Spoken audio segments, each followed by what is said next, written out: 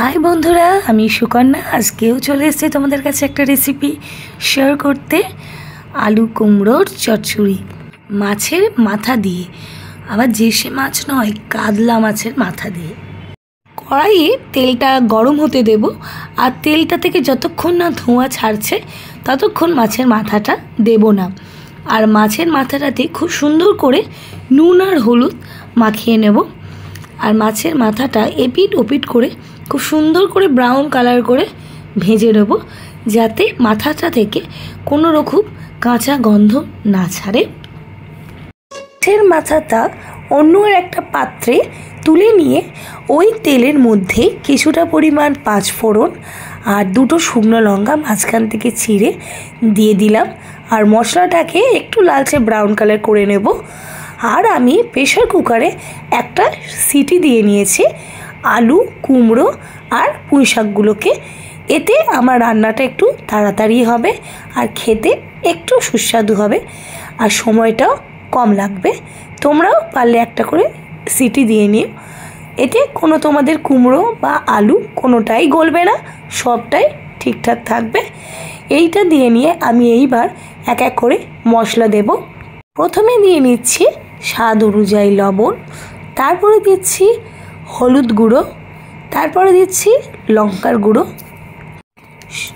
সব মশলাগুলো দিয়ে সুন্দর করে নাড়াচাড়া করে নেব।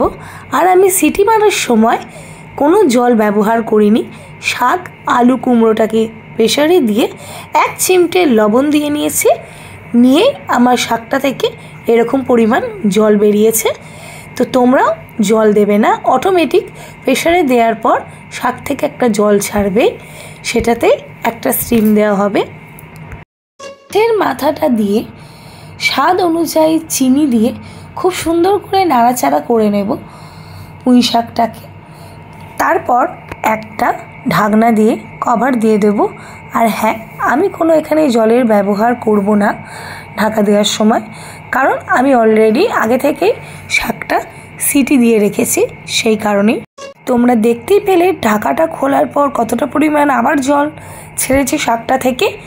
আমি গ্যাসের ফ্লেমটাকে সিম করে ঢাকা দিয়েছিলাম, সেই জন্যই এই এক্সেস জলটা বেরিয়েছে। এইবার আমি গ্যাসের ফ্লেমটাকে বাড়িয়ে দেব আর মাছের মাথাগুলোকে ভালো করে ভেঙে দেব, যাতে পুরো শাকটাতেই মাছের মাথাটা মিশে যায়। এতে খেতে আরও টেস্ট বাড়বে। দেখো, তোমাদের সঙ্গে কথা বলতে বলতে আমার শাকটা হয়ে এসছে, কড়াইয়ে লেগে যাচ্ছে। ব্যাস, এইবার আমি অন্য একটা পাত্রে আজার করে নিলেই রেডি আমার পুঁই শাকের চচ্চড়ি কাতলা মাছের মাথা দিয়ে। তাহলে রেসিপিটা তোমাদের কেমন লাগলো জানিও, আর আমাকে এগিয়ে যেতে সাহায্য করো। সবাই সুস্থ থাকো, ভালো থাকো।